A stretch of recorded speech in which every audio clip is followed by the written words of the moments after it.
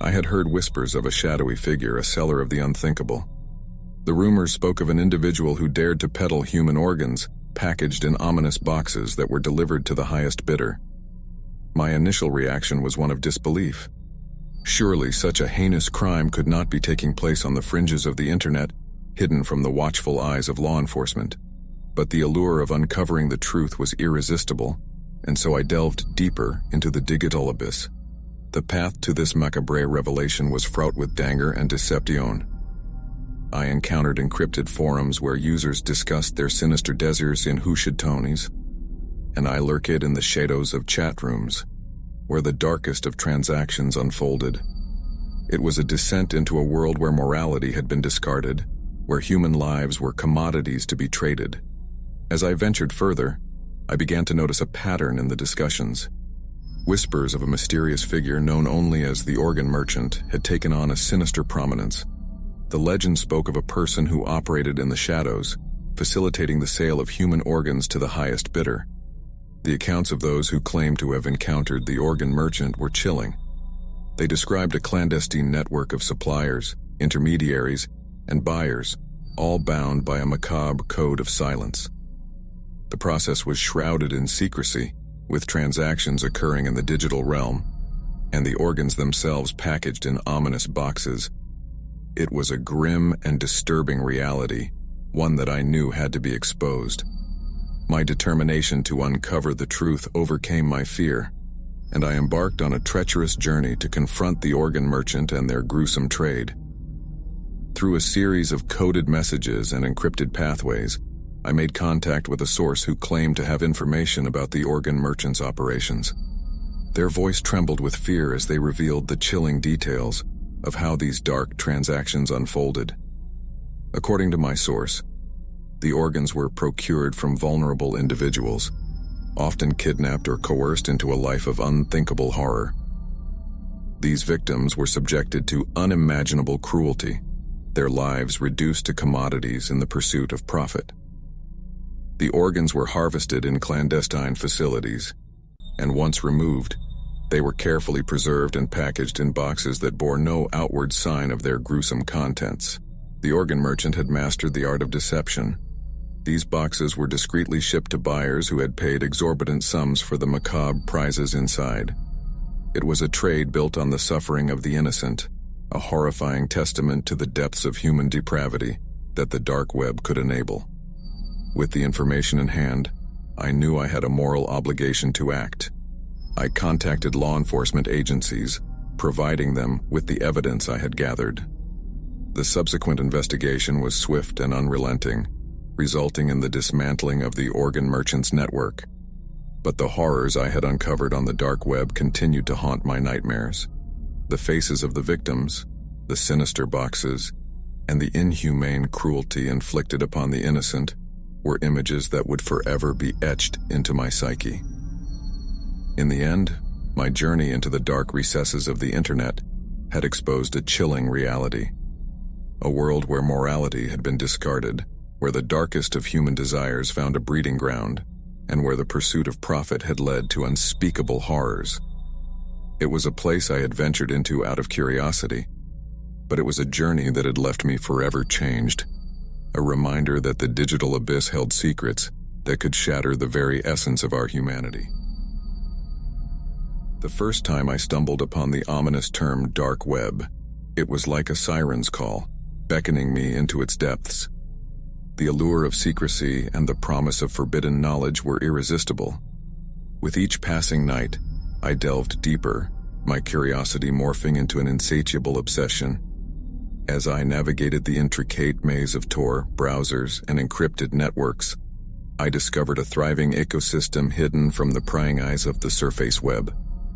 The dark web was a realm where anonymity reigned supreme, a place where people sought refuge from surveillance and censorship. But it was also a haven for the depraved and the criminal.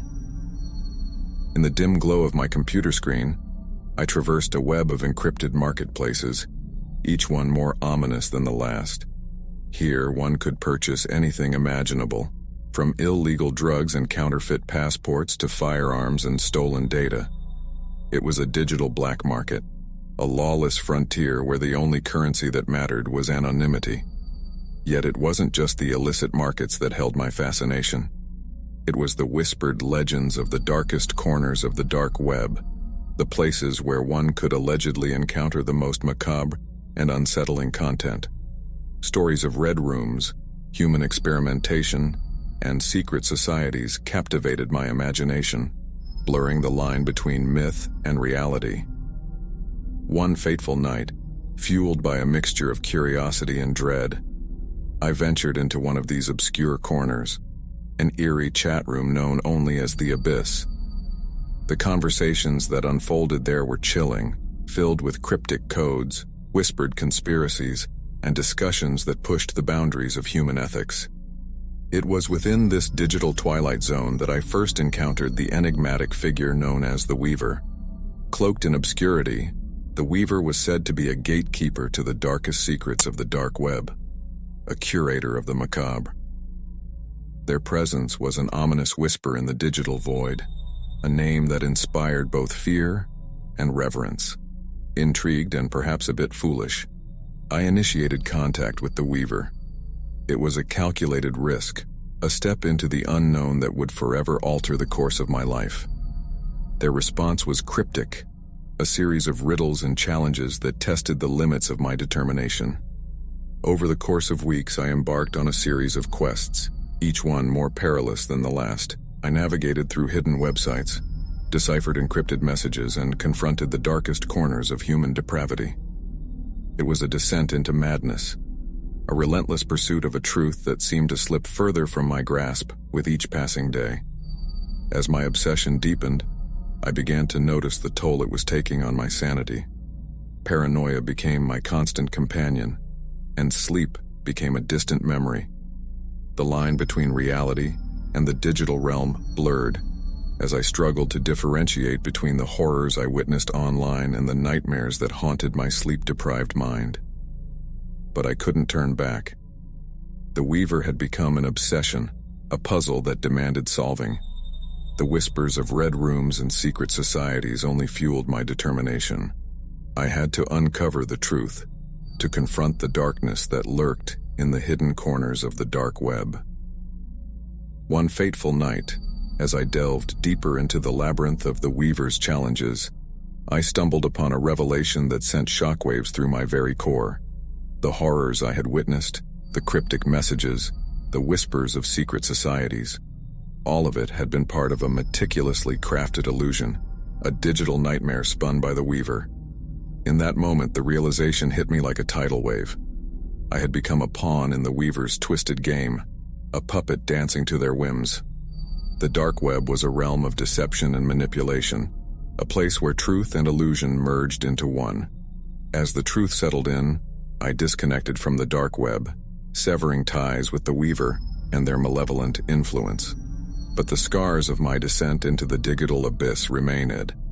The nightmares persisted, a haunting reminder of the darkness I had confronted. The dark web had shown me the depths of human depravity and the fragility of my own sanity. It was a journey from which there could be no return, a descent into the digital abyss that left me forever changed. And as I closed the chapter on that dark chapter of my life, I couldn't help but wonder if the most unsettling horrors were the ones we create for ourselves in the pursuit of the unknown. I navigated through the labyrinthine network of encrypted sites, each one more sinister than the last. It was a digital underworld where anonymity reigned and secrets festered like a cancer. As I ventured deeper, a peculiar message appeared on my screen. "We're watching," it read, accompanied by a series of cryptic symbols that sent shivers down my spine. My first instinct was to dismiss it as a sick prank, a taunt from one of the countless trolls that infested these murky waters. But something about that message felt different, more sinister. A nagging doubt clawed at the edges of my mind. My gaze darted around the room, searching for any sign of intrusion. The green indicator light on my webcam blinked erratically, sending panic surging through me. I'd always taken solace in the security measures I'd put in place, but now they had become instruments of dread. The screen before me split into multiple feeds, each one displaying a different view of my home. I watched in horror as my world unfolded before my eyes. The hallway, the living room, even the bedroom where I lay, paralyzed by fear. A distorted voice crackled through the speakers, cold and emotionless. "We see you," it whispered, the words dripping with malevolence. My heart pounded in my chest, and I struggled to catch my breath. The intruder knew every detail of my life, from my daily routines to my most intimate moments. In the agonizing minutes that followed, I frantically disconnected the cameras one by one, severing the hacker's voyeuristic gaze. But the damage had been done. The message had been burned into my mind, a haunting reminder that the shadows of the dark web had breached the sanctity of my home. Long after the screens had gone dark, I couldn't shake the feeling of being watched. The room, once a haven of solitude, felt like a cage. The faintest rustle of curtains or creak of floorboards sent me into a frenzy. I was a prisoner in my own home, my every move, my every breath scrutinized by unseen eyes. As days turned into sleepless nights, I became obsessed with finding answers. I delved deeper into the dark web, seeking clues, searching for the faceless tormentor who had invaded my life. But the deeper I went, the more I realized the futility of my quest. The dark web was a labyrinthine maze of deception and deceit, a place where identities were masks, and truth was a rare and elusive commodity. I reached out to friends and family, hoping for support, for someone to understand the nightmare I was trapped in. Their concerned glances and hushed conversations only deepened my isolation. They didn't comprehend the suffocating grip of dread that had taken hold of me.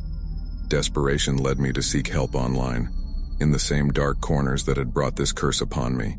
Cryptic messages, anonymous tips, and dangerous encounters became my new reality.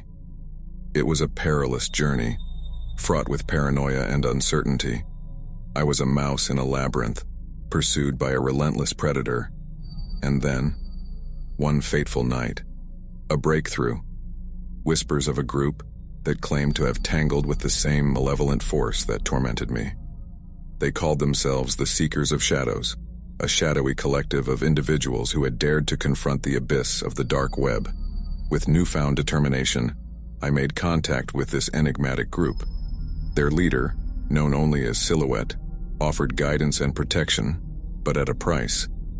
I had to surrender myself to their cause, to become a seeker of shadows and confront the malevolent forces that lurked in the digital abyss. The initiation was harrowing, a ritual that pushed the boundaries of my sanity. But I emerged with a newfound resolve, armed with knowledge and a growing sense of defiance.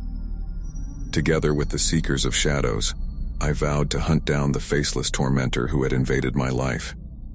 As we delved deeper into the dark web, we uncovered a web of deception and malevolence that stretched far beyond our wildest nightmares. The shadows of the digital abyss held secrets darker than any of us could have imagined, secrets that threatened to consume us all. But we were determined to bring the truth to light, to expose the monsters that lurked in the darkest corners of the internet. As we pursued our relentless quest, I couldn't help but think that maybe, just maybe, the most horrifying monsters were the ones we inadvertently created ourselves in the hidden depths of our own desires and fears. And so, with the Seekers of Shadows by my side, I pressed on, facing the darkness head-on, ready to confront the malevolent forces that had ensnared my life. The journey was treacherous, the dangers were real, but the pursuit of truth had become an obsession, a beacon of hope in the abyss of the dark web.